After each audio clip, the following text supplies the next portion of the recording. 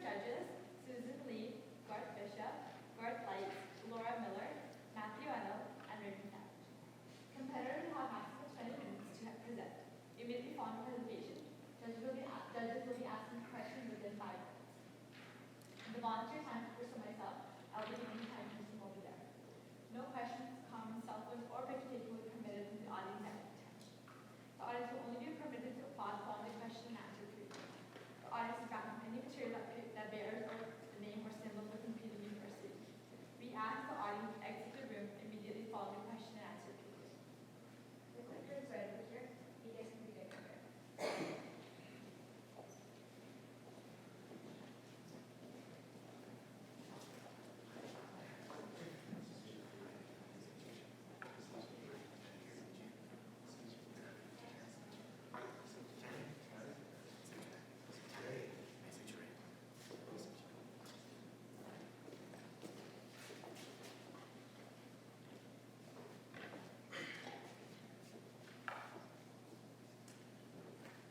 Before a man can discover new oceans, he must first have the courage to lose sight of the shore.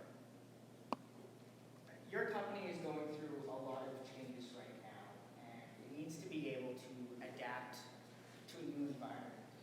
There's lots of technology changes, there's social and consumer changes, and you need to be able to adapt to these things. We are very pleased to be here today. My name is Jeremy, this is Dave and Tanner. We are EA Consulting, and we are so excited to present to you today, Garmin executives. So, we did some analysis, and we came to the conclusion, the recommendation, that you need to be able to phase out of the auto GPS systems. And you need to be able to focus and put an emphasis on your fitness trackers, and we see that by putting an emphasis on these fitness trackers, specifically through data management and through your sustained competitive advantage, you're going to be able to be successful in the future. My colleagues will talk more about that later on. So, with this recommendation of phasing out of the auto GPS consumer software, and by putting more emphasis on the products in the wearable technology, specifically creating software that for athletes, for data that can be used, you'll be able to be successful in the future. So how did we come up with this recommendation? Well, first, before I go into that, what are the results of our recommendation? Well, first of all, you're going to see a 10% increase in sales of these products in these fitness revenues for these wearable technologies. And this is huge. This is massive. As well, you're going to have a large increase of your wearable technology brands for Garmin. Lots of people know of the Garmin brand and they know how great your products are for GPS, but some people may not know about your fitness trackers and how great they are. Also, it's going to be able to create that positive value in a very competitive marketplace that is very hard to compete in. So, with these results, we identified our problem identification. So first, our primary issue, and that was how to transition out of an obsolete consumer GPS marketplace. So it's a hard market, and because of the increase of smartphones and free apps, we see that we need to be able to pivot and to change and adapt in this environment. And our secondary issue is that your largest segment, your largest revenue segment is falling. So we see that over several quarters that this is a large issue. So we came to this with some internal and external analysis. So first of all, we see that you compete in several highly competitive marketplaces. As well, there's other points there as well. But really we came to the summary that Garmin needs to be able to efficiently and effectively move forward and continue to create value for consumers. So this brought us to our first decision criteria, and that is the ability to innovate. So how is the alternative able to address innovation in an extremely competitive marketplace? So moving on, we did a bit more internal analysis. We really came up with the summary that you have to really create and dig into your sustained competitive advantage. And we see that this is actually that your durability and your data are sustained competitive advantages, and we want to be able to use that moving forward. So that came to us with a decision criteria of utilizes your competitive advantage, and that's you have durable products that people love, as well as you have a lot of data from your GPS software that you have. So, and then moving on, we did a bit of financial analysis. So you're in a competitive marketplace that we talked about before, as well as we saw that you have lowering sales specifically in the auto GPS industry. So, in summary, we want to have something that's financially beneficial and that will help you grow sustained long term. So, that gave us with a positive ROE moving forward for one of our decision criteria. We want to be able to make that and move that moving forward. So, I'm going to pass it off to Dave, and he's going to talk about some alternatives. Thank you. So we came up with 3 Olympic level alternatives that we came up here. First off is our bronze level. We decided maybe we sell the company. Like we said, it's an obsolete industry. It's something that has been declining. It's not something that's working right now. Sell off the assets, try and get back what you can. However, we see this as, while it was quick money, easy to do, it would absolutely not be viable. Why? Because finding a buyer would be a difficulty, but also there are positives in other industries. The fitness industry and the marine industry are both doing all right. So obviously this bronze level will not work. Moving on to our second alternative, the silver alternative. This would be to sell our tracking data to governments. This would be specifically more related to municipalities. This is for urban planning and road development. When you have this GPS tracking, especially when it comes to the automobile industry, it means that it'll be a lot easier for, when you give this data, for other cities to be able to use this data and make their developments. The pros to it are that it is a very small incurred cost. All you have to do is find somebody that is willing to take this data. It is a new market and using a new revenue stream, which would definitely work with our decision criteria to create some positive value for our investors. The negatives to this are that we do have falling sales in that industry. So while it will work out in the short term, we don't believe it is a long-term sustainable alternative to what we're looking for. The second is that it doesn't address, like I said, the immediacy of the problem that is going on here right now. And that is because the industry itself is specifically changing with new consumer trends. And that means that just simply selling data, selling something that we already have, doesn't create that new value for a customer that we were looking for. This leads us to our gold alternative, and that is to sell our data to fitness enthusiasts. And that specifically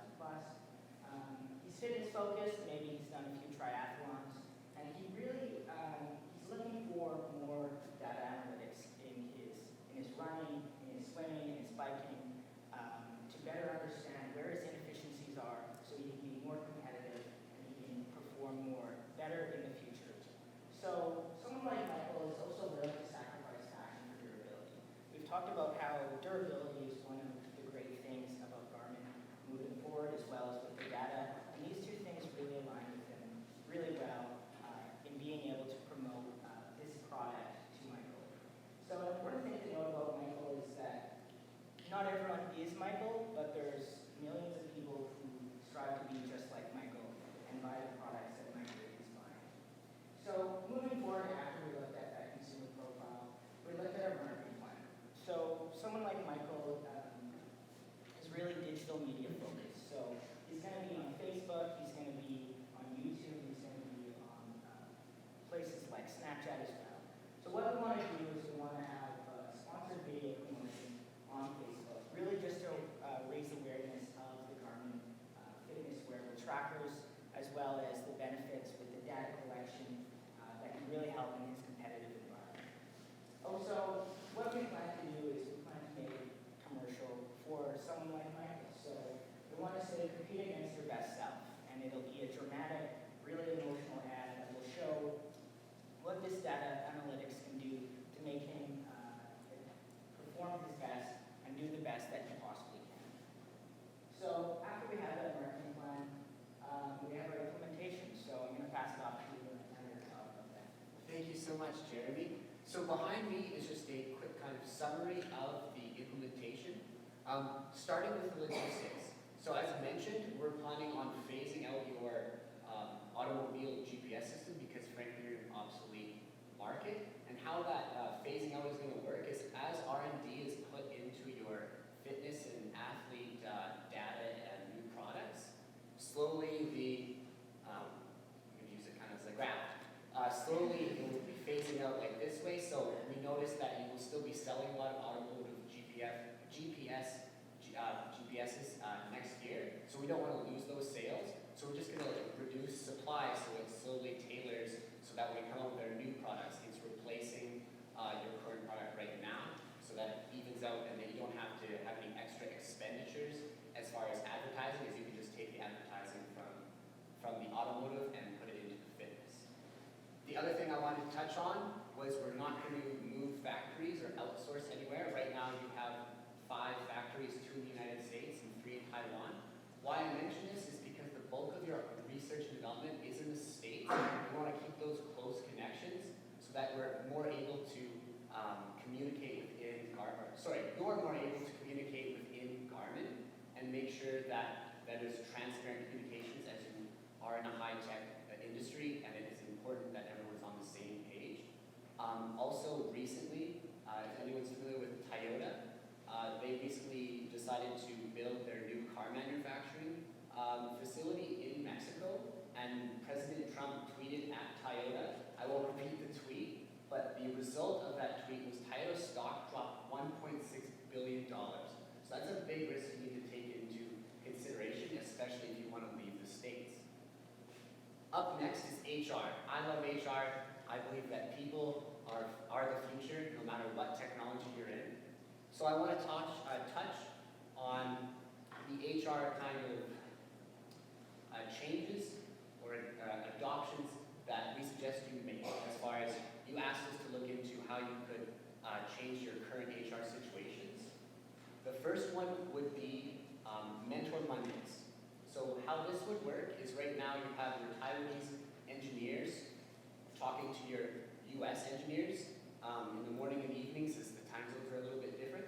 So what we want to do is as your company is innovating these new technologies, we want every Monday your engineers that are super familiar with the new research and development to kind of mentor the Taiwanese engineers in Taiwan, because although that you do have the US facilities, they only make your aviation and marine products, and it is actually your Taiwanese factories that are making your consumer fitness products. So the other HR policy that we want you to invest in would be to analyze your current strengths of each position. So common misconception is that people think they always need to work on their weaknesses. This actually isn't the case. People are 50% more efficient and productive when they're actually working on their strengths.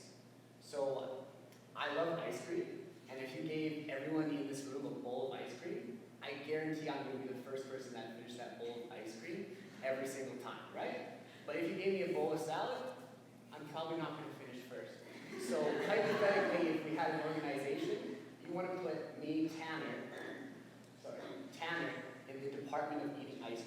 So I know that sounds kind of far-fetched, but if you were to translate that to a business sense and take maybe ice cream eating as quantitative analysis, it's really important that you make sure that someone who's very strong in quant is doing quant, and that way you can increase the efficiency of your organization and kind of make up for the fact that your American factories are a little bit more pricey right now.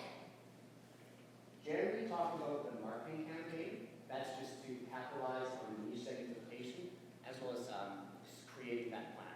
So as far as timeline goes, we want your marketing plan to happen about halfway through your research and development so that it times up well when your new products are being introduced. So in the short term, what we want to do, as I mentioned, was phase out the GPS automobile GPSs. So I think I'll just pass on that, but you understood the supply and demand there, as well as we want to have a transparent change. So when your company is shifting, we want to make sure that you let your employees know about this transparent change. And kind of a quote to let everyone know is adapt and overcome.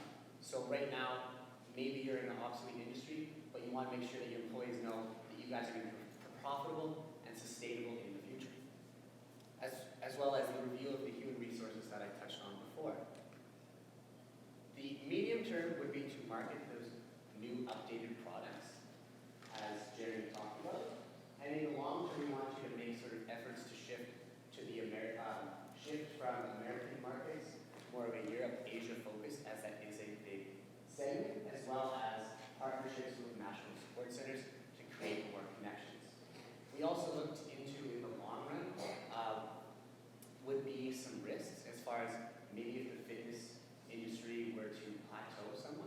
Then we suggest that what you would do is invest more research and development into your aviation, as right now its gross margin is 73%, which is an extremely high percentage, which is a lot higher than something like automobile, which is only like 52%. So with that being said, I'm going to pass it off to Jeremy, who's going to conclude this presentation. Thanks, Tanner. So, in conclusion, we have a lot of exciting things in our recommendation for you. So, even though you may have to adapt and overcome to these changes, we strongly believe in the fact that this will work. So, a few things that we found is risks and mitigations is the product might not sell quite as high as we'd like to. So, we mitigate that risk by being able to increase our promotion to people like Michael who are excited to buy the product. We're really excited for this and being able to promote your data analytics software for your wearable technology.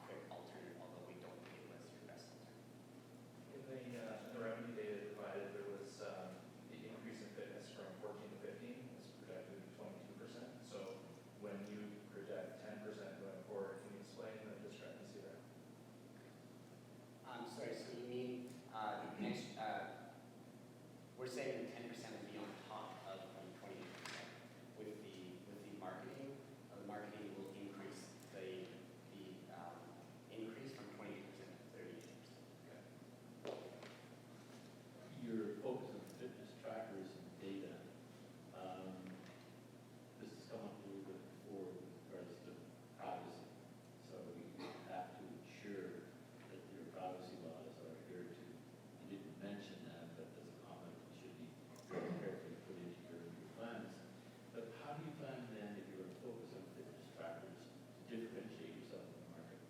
Yeah, definitely. So we talked about the sustainability and the durability and data collection.